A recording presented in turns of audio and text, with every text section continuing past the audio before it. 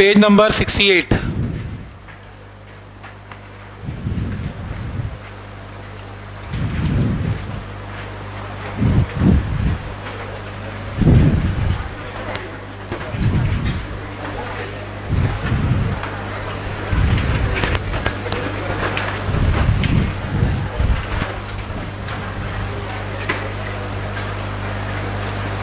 देखो, हमने अभी तक इस बुकलेट में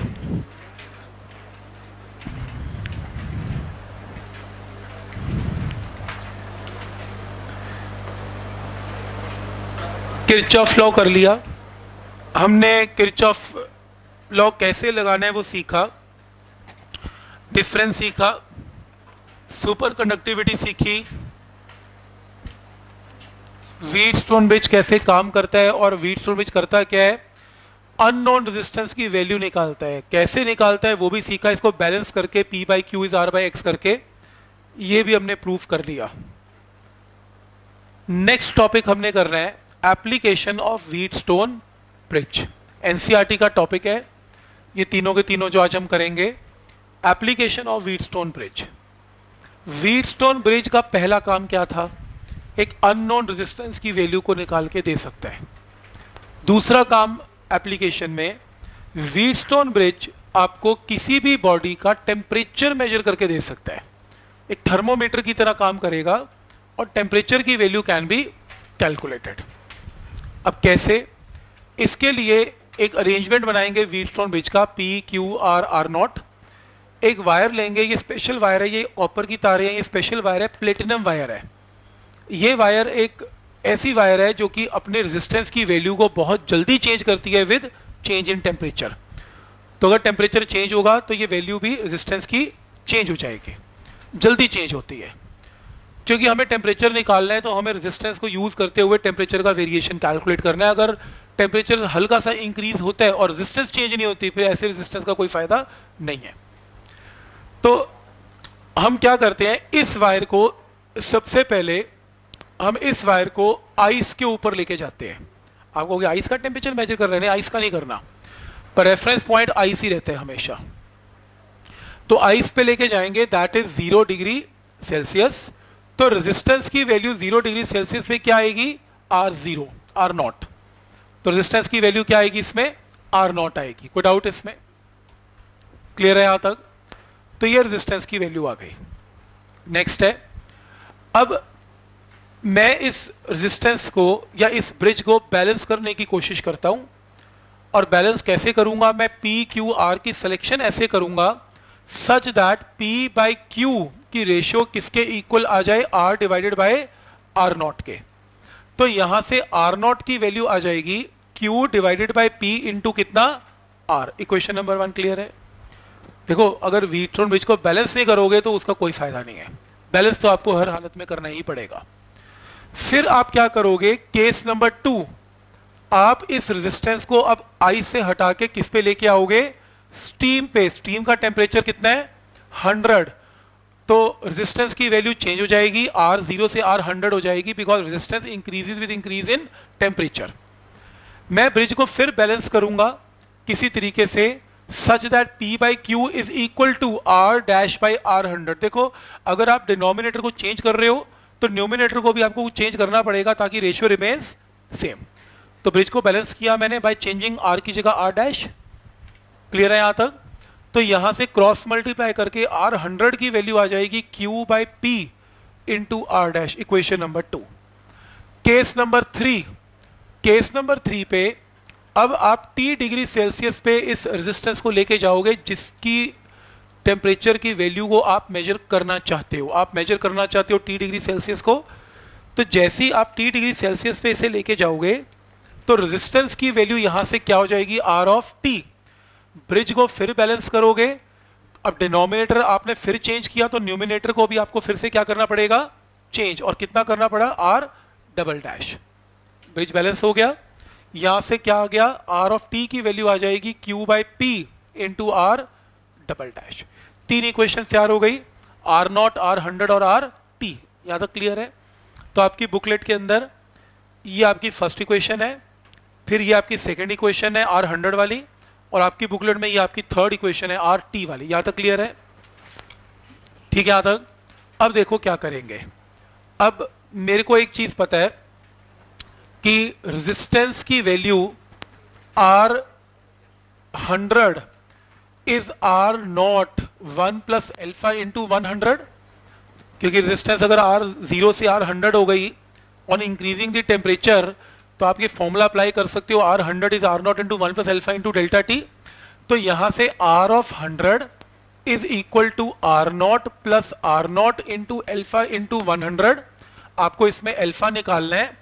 are 100 minus R naught is equal to R naught into alpha into 100। यहां से एल्फा की वैल्यू आ जाएगी R of 100 minus R naught divided by R naught into 100। ये आपके पास एल्फा की वैल्यू आ गई। मैंने अपने बुकलेट में डायरेक्टली लिखा हुआ है क्वेश्चन नंबर 4। आप साइड पे लिखना चाहते हो तो 3 स्टेप्स नोट कर लो, ताकि जब आप पढ़ेंगे तो एटलीस्ट आपको याद आ जाए कि ये हमने अल्फा कैसे निकाला था। तो लिख रहे हैं तो साइड पे लिख लो।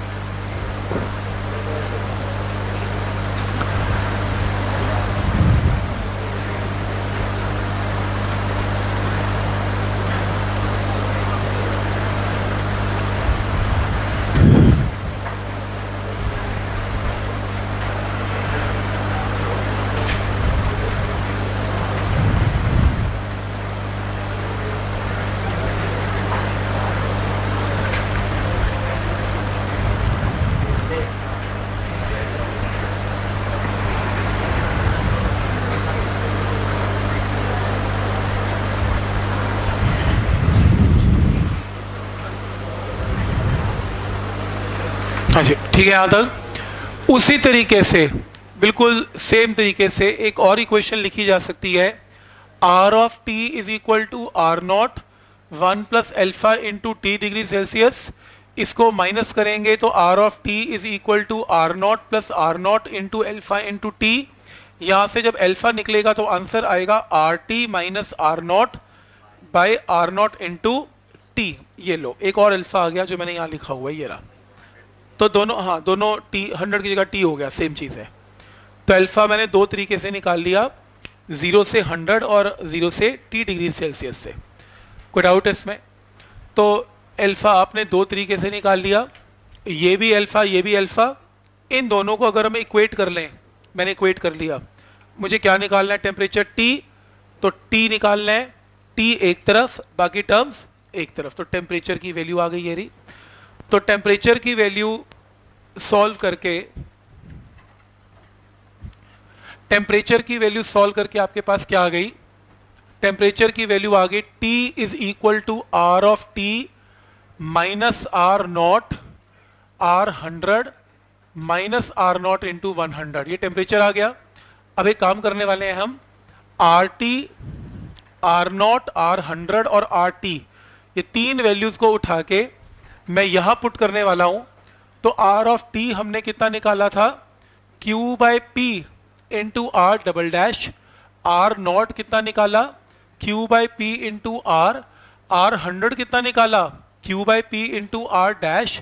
और आर नॉट कितना निकाला? Q by P into R into 100। Q by P, Q by P, Q by P cancel. तो R double dash minus R, R dash minus R into 100। This is the final answer. आपकी booklet में ये भी step नहीं लिखा हुआ, चाहो तो ये वैल्यूज पुट करके शो कर सकते हो यहाँ पर। ये 3-4 स्टेप भी नोट करने हैं तो कर लो। किसी और तरीके से किया हुआ है पर ये भी सही तरीका है। पॉइंट समझ में आ रहा है यहाँ तक कि how to calculate the temperature T?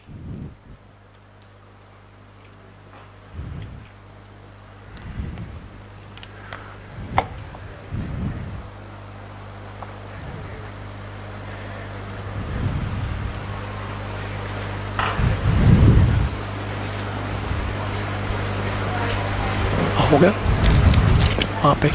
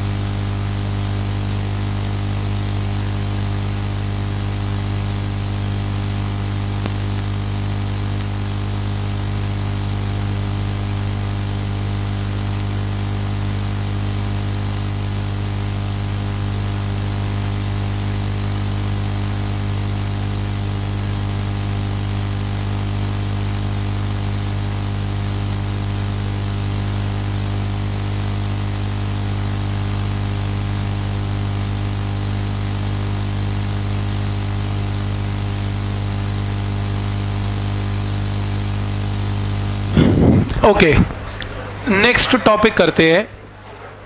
Next topic is slide wire bridge या फिर meter bridge. Slide wire bridge या मीटर ब्रिज इंपॉर्टेंट है. नेक्स्ट टॉपिक में इंपॉर्टेंट है, दोनों टॉपिक इंपॉर्टेंट है एनसीईआरटी पॉइंट ऑफ व्यू से.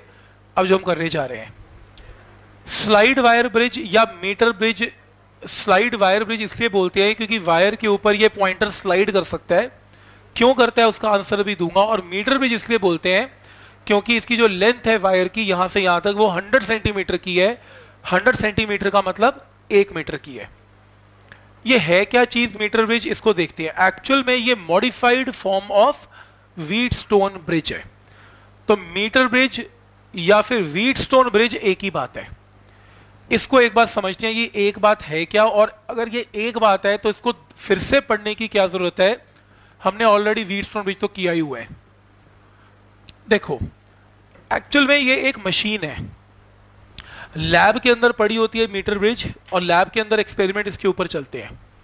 जो व्हीटस्टोन ब्रिज है वो तो सिर्फ एक थ्योरी का एक मॉडल है कि ऐसा करेंगे तो ऐसा आंसर आ जाएगा. वो मशीन नहीं है. तो मैं आपको समझाता हूं कि दोनों में डिफरेंस क्या है. फॉर एग्जाम्पल ये आपके पास रेजिस्टेंस क्या है R, और ये एक वुडन मटेरियल लगा हुआ है इसमें कुछ इस तरीके से, ये लो, और उसी तरीके से ये लो, ऐसे. ठीक है यहां तक. ये एक वायर है और ये connected by a battery of EMF E, और अननोन रेजिस्टेंस है X कुछ इस तरीके से. ये ध्यान से देखना प्लीज. ये एक मीटर ब्रिज का अरेंजमेंट है. मीटर ब्रिज क्या करेगा जो व्हीटस्टोन ब्रिज करता है. व्हीटस्टोन ब्रिज क्या करता है, एक अननोन रेजिस्टेंस की वैल्यू निकाल के देता है.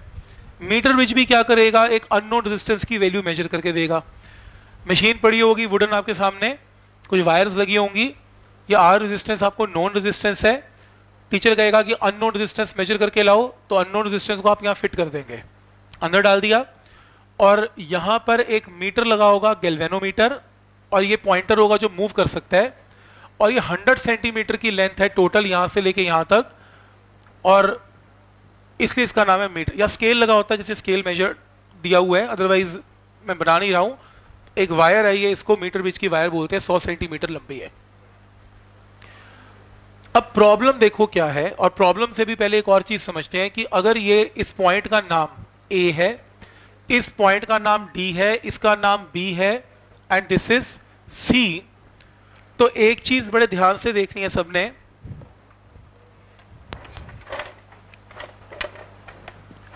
क्या कि ये जो वायर देख रहे हो, ये वायर अंदर ही अंदर यहां से कनेक्टेड है जंक्शन पे, फिर यहां से कनेक्टेड है, ऐसे ये वाली वायर यहां पे कनेक्टेड है, और ये वाली वायर यहां पे कनेक्टेड है, ये वाली वायर यहां पे कनेक्टेड है. ये पूरे जंक्शंस है. तो अगर आप बड़े ध्यान से देखो, मैं एक और डायग्राम बना रहा हूं. ये रेजिस्टर R है. R किन दो पॉइंट्स के बीच में कनेक्टेड है, D और A. तो ये A पॉइंट है और ये D पॉइंट है. फिर मैं एक और रेजिस्टर बनाऊंगा. ये डायग्राम कुछ इस तरीके से बनने वाला है. ये देखो, दोनों में बैटरी है, दोनों में बैटरी है. A और D के बीच में R कनेक्टेड है, R कनेक्टेड है. D और C जंक्शन के बीच में X कनेक्टेड है, ये X कनेक्टेड है. फिर उसके बाद A और B, ये मान लो B पॉइंट है, A और B के बीच में ये लेंथ है. और एक चीज इंपॉर्टेंट है इसमें कि ये पॉइंटर है जो मूव कर सकता है. ये टोटल लेंथ मान लो 100 सेंटीमीटर है. अगर ये लेंथ L है तो यहां से लेके यहां तक, तो बची हुई लेंथ कितनी है, 100 माइनस L है यहां से यहां तक. लेंथ जब चेंज होती है तो रेजिस्टेंस चेंज होती है. अगर ये लेंथ छोटी है तो इसकी रेजिस्टेंस कम होगी, अगर ये लेंथ बढ़ जाती है इसकी रेजिस्टेंस बढ़ जाती है. तो ये रेजिस्टेंस का यहां से यहां तक की रेजिस्टेंस का नाम है P, यहां से यहां तक की रेजिस्टेंस का नाम है Q. और डिपेंड करता है आप पॉइंटर इधर उधर मूव करते हो, इसको पॉइंटर नहीं बोलते, फिजिक्स में इसको जॉकी बोलते हैं. ये जॉकी मूव करेगी लेफ्ट एंड राइट, तो P और Q की वैल्यू ऑटोमेटिकली चेंज होगी. तो यहां पर A और B के बीच में क्या रेजिस्टेंस है, P. A और B के बीच में P. B और C के बीच में कितना है, Q. और B और D के बीच में गैल्वेनोमीटर G. तो आप ध्यान से देखो कि इसमें और इसमें कोई फर्क नहीं है. पॉइंट समझ में आ रहा है यहां तक. तो ये डायग्राम और ये डायग्राम एग्जैक्टली सेम है, बस थोड़ा सा डिजाइन का फर्क है। वो मशीन है, अंदर ही अंदर कनेक्शन है, और ये व्हीटस्टोन ब्रिज एक्चुअल दिखता है आपको। कोई डाउट इसमें? समझ में आया? तो इसका मतलब ठीक लिखा उसने first line, it is a modified form of Wheatstone bridge. क्या करेगा? अननोन रेजिस्टेंस निकालेगा। पर क्वेश्चन ये अराइज होता है कि जरूरत क्या है? ठीक तो चल पता तो है, P बाई क्यू या R by X equal to P by Q, done. Problem बताता हूं क्या है ना, लेंथ की कोई प्रॉब्लम नहीं, मैं बताता हूं क्या प्रॉब्लम। मैंने आपको एक ये डायग्राम या एक लैब के अंदर कुछ वायर्स को लिया, कुछ बैटरी ली, और मैंने ये तैयार करके आपको दे दिया सर्किट। है तो तारे ही ना, वायर्स ज्वाइंट इकट्ठी कर रखी हैं। आपसे ना ब्रिज बैलेंस नहीं हुआ, क्योंकि जब तक बैलेंस नहीं होगा आंसर नहीं आएगा। तो आपको क्या करना पड़ेगा? बैलेंसिंग करने के लिए P Q R में से कोई टर्म चेंज करनी पड़ेगी। आपने इसको उखाड़ दिया, सर्किट तोड़ा, एक नई रेजिस्टेंस को फिट कर दिया। टाइम लगेगा ये काम करने में प्रैक्टिकली। अब जाओगे, रेजिस्टेंस फिट करोगे, फिर जोड़ लगाओगे, फिर G0 नहीं आया, अब फिर तोड़ोगे सर्किट, फिर आप जाओगे Q को चेंज करोगे, फिर आंसर G0 नहीं आया। पूरा दिन इसको तोड़ते मोड़ते रहोगे, कुछ नहीं आएगा, और मान लो बैलेंस ही नहीं हुआ। ये काम मीटर ब्रिज 5 सेकंड में कर देगा, जो काम आप पूरा दिन नहीं कर पाओगे प्रैक्टिकली, क्योंकि वायर को तोड़ोगे फिर जोड़ोगे। मीटर ब्रिज उसको 5 सेकंड में डन कर देगा और बैलेंस करके दे देगा। बस ये फर्क है। क्यों? क्योंकि मीटर ब्रिज में जब ये जॉकी मूव करेगी तो ऑटोमेटिकली P और Q की रेशियो चेंज होनी स्टार्ट हो जाएगी। तो ऑटोमेटिकली P और Q चेंज होगा, और एक ऐसा टाइम आएगा जब गैल्वेनोमीटर की रीडिंग आपने मूव करवाया, गैल्वेनोमीटर की रीडिंग क्या आ गई यहां पर? 0। कभी तो आएगा, इसको मूव ही तो करवाना है आपको यहां से, यहां बस करंट तो दौड़ ही रहा है इसमें। और जैसे ही 0 आएगा वहीं जॉकी को रोक देना, और ये लेंथ नोट कर लेना कितनी लेंथ आई। इसको बोलते हैं बैलेंसिंग लेंथ आ गई। तो यानी कि आपको अब P और Q मैनुअली चेंज करने की जरूरत थोड़ी ना है, और वो ऑटोमेटिकली चेंज होनी स्टार्ट हो जाएगी, और bridge within no time balance हो जाएगा। पॉइंट समझ में आ रहा है? इसका मशीन का फायदा क्या है? मशीन का ये फायदा है, इसको बैलेंस करने का काम बहुत जल्दी किया जा सकता है। क्लियर है यहां तक? तो मान लो आपने इसको बैलेंस कर दिया। जब आपने इसको बैलेंस किया, ध्यान आगे, तो उस केस में R divided by x is equal to P divided by Q। तो R by x is equal to P divided by Q। कोई डाउट इसमें? तो आपका जब ब्रिज बैलेंस हो गया तो R divided by x is equal to P divided by Q आप ऐसा लिख सकते हो, बिकॉज अब आपका ब्रिज बैलेंस हो चुका है।